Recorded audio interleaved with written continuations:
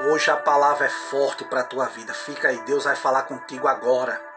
Você que está passando uma tempestade, uma tribulação, pois é, essa palavra vai falar com você e o nome do Senhor vai ser glorificado. Marcos 4, 41, parte B do versículo, que diz assim: mas quem é este que até o vento e o mar lhe obedecem? Meus queridos irmãos, o capítulo 4, versículo de número 35 do evangelista São Marcos, fala acerca de Jesus apaziguando a tempestade. A Bíblia diz que naqueles dias, já sendo tarde, Jesus disse aos seus discípulos: vamos passar para outra margem do mar.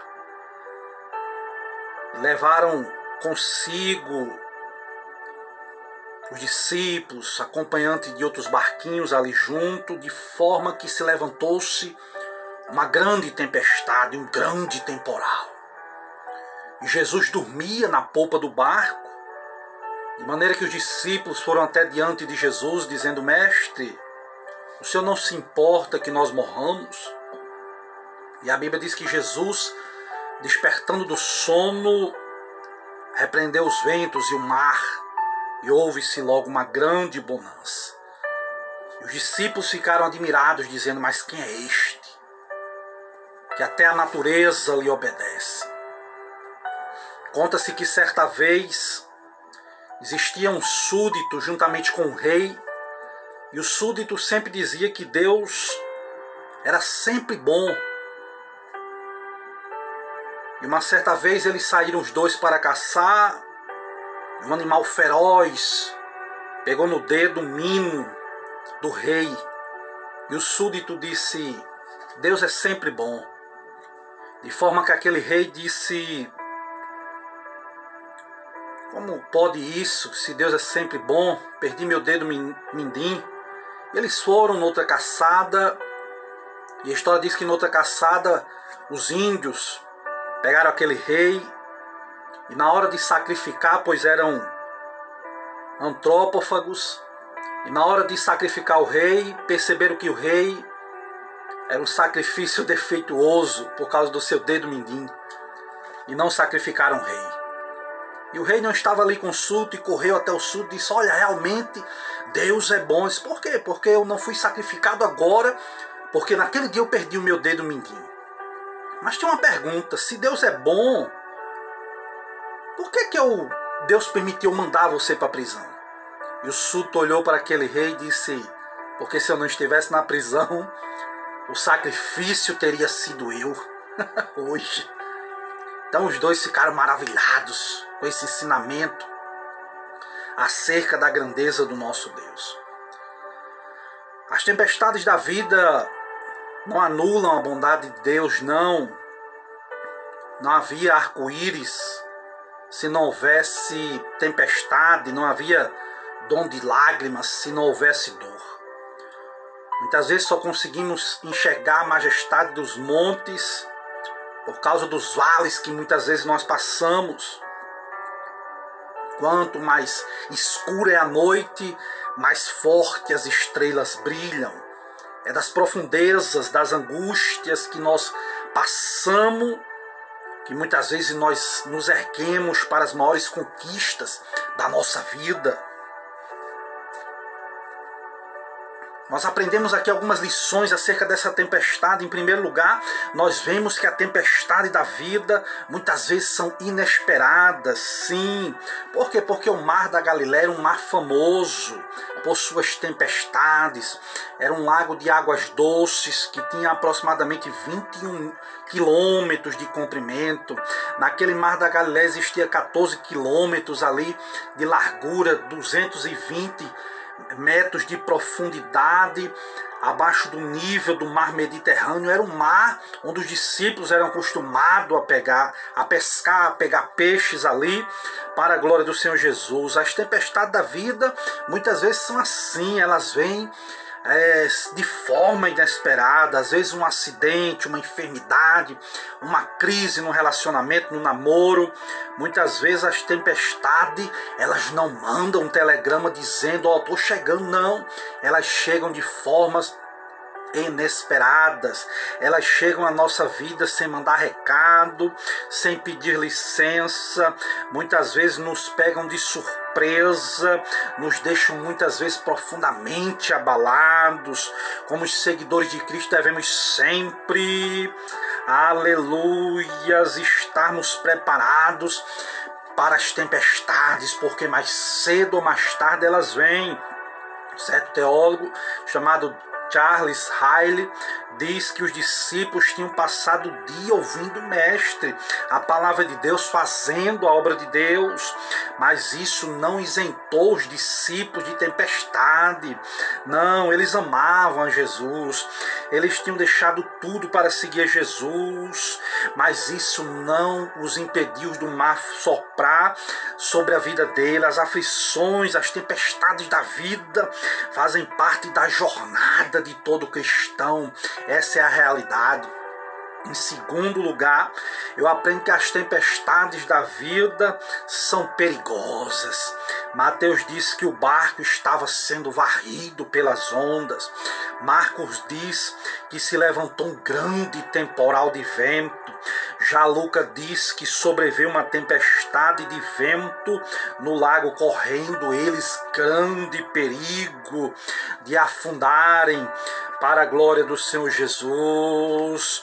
Assim a nossa vida, muitas vezes elas são perigosas sim, vêm de forma inesperada, chegam de forma tão intensa que muitas vezes as estruturas da nossa vida são abaladas, colocam no chão aquilo que muitas vezes levamos anos para construir, às vezes um sonho, aleluia, que é muitas vezes impedido por uma doença incurável, muitas vezes um acidente trágico, muitas vezes uma amizade construída acaba naufragando, muitas vezes por uma traição. Assim a vida, as tempestades quando vêm.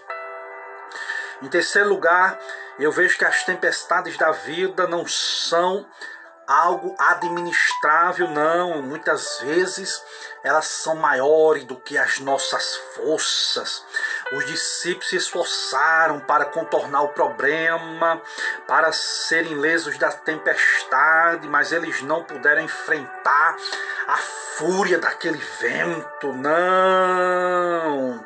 Seus esforços não puderam resolver aquele problema, não. Eles precisavam clamar a Jesus. O problema era maior do que a capacidade daqueles homens de resolver. Aliás, muitas vezes não conseguimos contornar, administrar as tempestades da vida.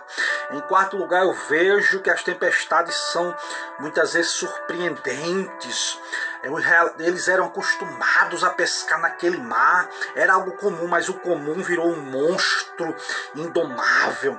Aquilo que parecia ser algo administrável tornou-se uma força incontrolável. Muitas vezes as tempestades mais terríveis que enfrentamos na vida não vêm de horizontes distantes, muitas vezes não traz coisas novas, mas eles muitas vezes pegam aquilo que era de forma rotineira, algo que era ordinário, comum na nossa vida, e vira tudo de cabeça para baixo.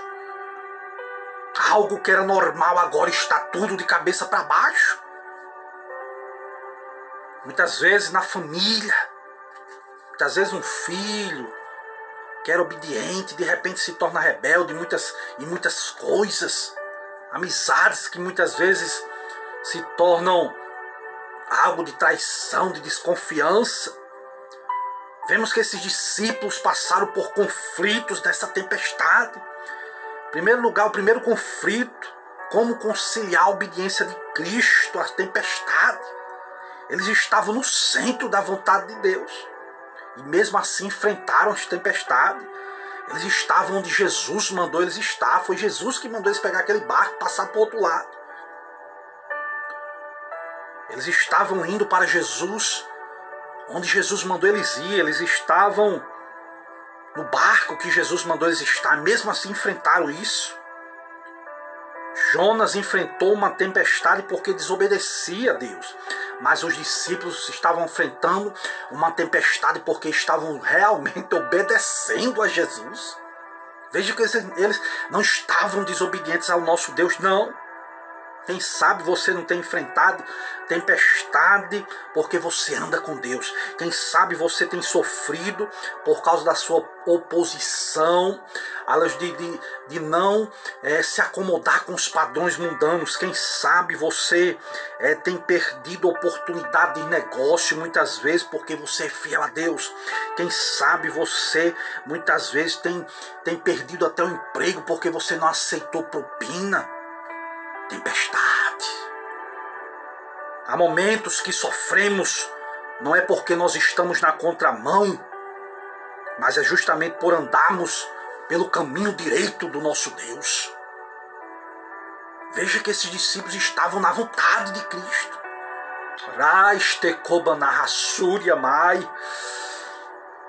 Segundo conflito, como enfrentar uma tempestade se Jesus estava no barco? Não é assim? Se Deus é comigo, por que eu estou passando por essa situação? Jesus estava no barco. Olha o conflito desses discípulos.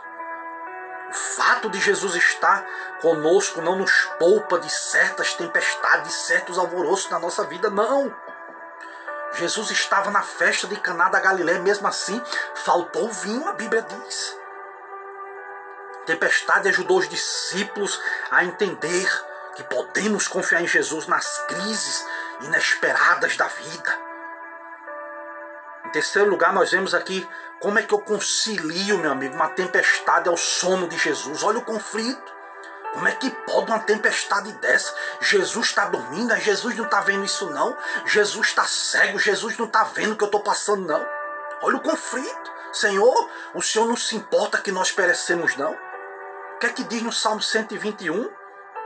Aquele que não dormita, aquele que não dorme, às vezes parece não estar atento aos dramas da nossa vida, e isso gera uma grande angústia na nossa alma. Conflito. Será que Jesus não está vendo esse vento que se levantou não? Fica dormindo aí, o barco vai a pique. Se Jesus não se acordar, se Jesus não fizer alguma coisa. Meu Deus, que coisa terrível é a palavra do Senhor. Glória seja dada o nome do Senhor Jesus. Sinta a presença do Espírito Santo de Deus na tua vida aí, meu irmão. Aleluias. E quando surgem esses grandes conflitos, vem as grandes perguntas da vida. Mestre, tu não se importa que nós perecemos não, mestre? Essa pergunta nasceu do ventre de uma grande crise. O seu parto se deu num berço do sofrimento. Os discípulos estavam vendo a carranca da morte. Vamos morrer afogados. Jesus está dormindo e não vai fazer nada. O mar estava embravecido. Estavam sepultando as esperanças dos apóstolos do Senhor. Estavam esgotados de lutar contra a tempestade. E Jesus dormindo. Jesus não estava vendo aquilo não. Eles gritam por socorro. Em tempos de doença, em tempos de perigos de morte, de desastres naturais, de catástrofe, terremoto, guerra, fome, comoção social, tragédia humana, explode no nosso peito esse grito de dor. Mestre, o Senhor vai deixar a gente morrer nessa situação? O Senhor está dormindo, é? O Senhor não está vendo essa luta, não? Às vezes é mais fácil reclamar de Deus do que depositar a nossa ansiedade aos seus pés e descansar na sua providência divina.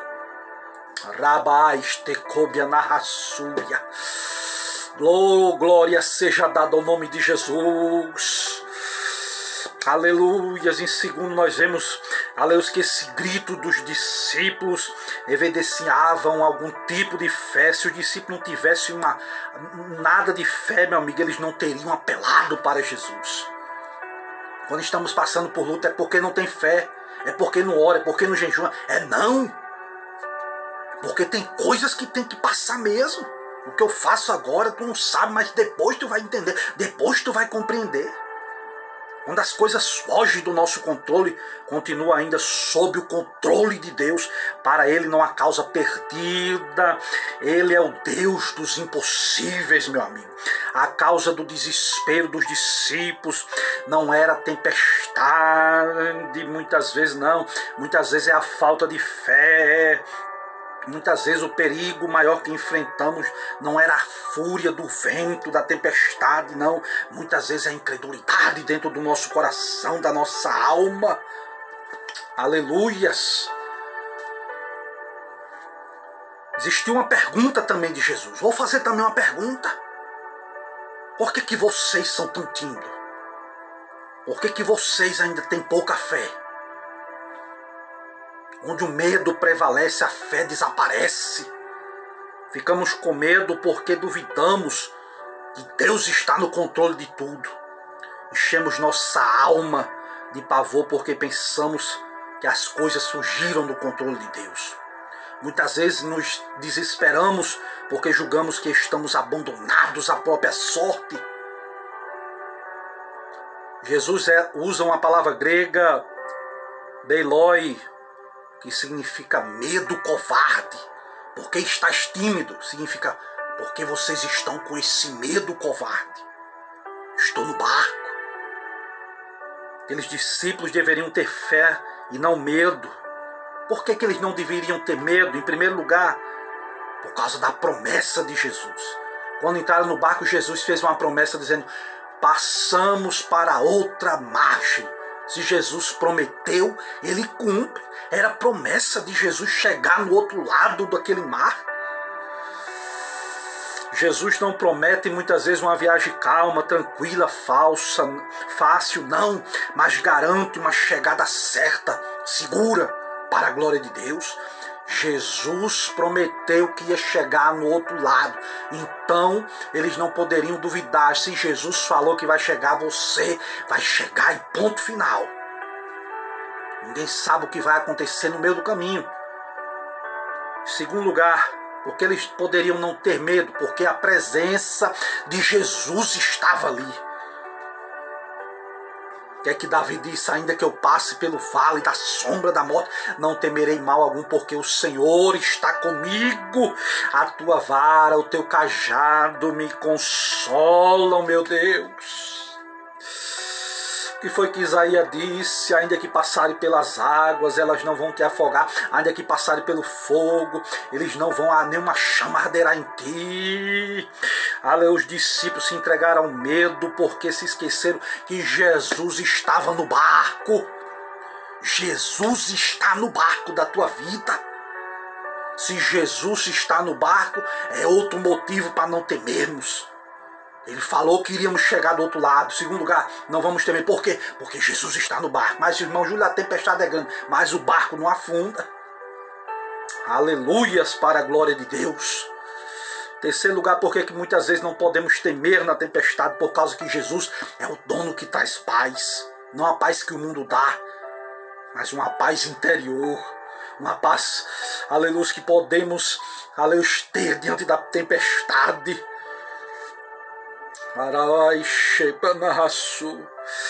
Será que Jesus sabia, meu amigo, que aquela tempestade estava vindo? É óbvio, é claro que Jesus sabia, ele sabe todas as coisas. Ele não apanha ninguém de surpresa, não. Jesus não é apanhado ninguém de surpresa, não. Aquela tempestade estava na agenda de Jesus. Por quê? Porque ela fazia parte do currículo de treinamento dos discípulos, para a glória de Deus. Se Jesus sabia da tempestade, então por que Jesus dormiu? Outra pergunta interessante. Por que Jesus dormiu se Jesus sabia daquela tempestade? Primeiro, porque descansava na providência do Pai. Sabe por que Jesus dormia? Porque sabia que a tempestade era algo pedagógico na vida dos seus discípulos. Jesus sabia que Deus cuidaria deles enquanto eles dormiam. Isso é paz no vale, meu amigo. Aleluias. Não temos mais Jesus. adormecido no rungido agora da tempestade, mas a tempestade adormecida aos pés de Jesus, porque Jesus agora dá ordem: mar se acalme, vento se aquiete. Aleluias, Jesus repreendeu o mar pela sua fúria, aleluias, e depois repreendeu os discípulos por causa da sua falta de fé. Duas repreensões Jesus fez ao mar, aos ventos, à natureza e aos discípulos dele, homens de pouca fé. Nosso maior problema não está ao nosso redor, muitas vezes não, mas dentro de nós. Glória seja dada a Deus. Aprendemos mais na tempestade do que nos tempos de bonança. Foi através do livramento da tempestade que eles tiveram uma visão mais clara da grandeza de Deus. Quando Jesus repreendeu aquele mar, o vento, eles disseram: quem é este homem que até o vento e o mar lhe obedecem? Aleluias, ele é o Criador, ele é o sustentador da natureza. O vento ouve a voz dele, o mar se acalma quando ele fala, todo o universo se curva diante da sua autoridade. Ele é o verdadeiro Deus, ele é quem livra o seu povo, que acalma as tempestades. É ele quem acalma os terremotos da nossa alma, para a glória de Deus. Aleluia, a Bíblia diz que tinha outros barquinhos ali. Aleluia, certamente também estavam enfrentando aquela tempestade. Mas quando Jesus repreendeu aquele vento, aquele mar, aleluia, aqueles outros barquinhos também foram beneficiados, sem saber que aquela bonança foi intervenção de Jesus. Existem muitas pessoas que recebem a graça, o livramento, os milagres, mas não sabem que os prodígios estão vindo por causa de Jesus. Os discípulos sabiam, mas os outros barquinhos que foram também, eles não estavam sabendo que no barco dos discípulos Jesus tinha mandado fazer bonança para os outros barquinhos. Através da tua oração, crente, Deus vai trazer bonança, paz, prosperidade para a tua família. Deus abençoava a casa de Potifar por causa de José, que era fiel a Deus. E aqui eu vou encerrar, para a glória de Deus. A intervenção soberana de Jesus às vezes acontece quando todos os recursos humanos se acabam. Nossa extremidade é a oportunidade de Deus trabalhar na nossa vida. As tempestades fazem parte do currículo de Jesus, muitas vezes para fortalecer a minha fé, a tua fé. As provas não vêm para nos destruir, não, mas para nos fortalecer, para a glória de Jesus. Conta-se que na Califórnia, na costa ali, e tem uma praia onde as pedras impelidas pelas ondas se atiram de umas contra as outras. Aleluia. E também nas saliências agudas dos penhascos. Aleluia. Os turistas de todas as partes vêm do mundo e vão para esta praia recolher essas pedras arredondadas, preciosas. Tem outra praia lá também que não é tão constante ali como esta praia, ali como a praia de Pebble, que se chama Beach Pebble. Aí muitos turistas vêm ali pegar essas pedras arredondadas, preciosas. O que é que eu aprendo aqui? Que o polimento das outras, aleluias, tão apreciadas, se verifica por meio do atrito constante. Quase todas as joias de Deus são lágrimas cristalizadas. Quanto maior as ondas, maior a lapidação das pedras, maior o atrito de umas com as outras, e isso atrai os turistas. Vamos ver aquelas pedras tão bonitas, arredondadas, lapidadas. Meu Deus do céu, eu estou sentindo a presença de Deus aqui. Quanto maior a lapidação, maior, aleluia, vai ficar melhor, mais redonda, mais bonita, vai atrair pessoas de fora para querer ver, aleluia, essas pedras preciosas para a glória do Senhor Jesus. Deus vai fazer maravilhas na tua vida. Em nome de Jesus, recebe esta palavra.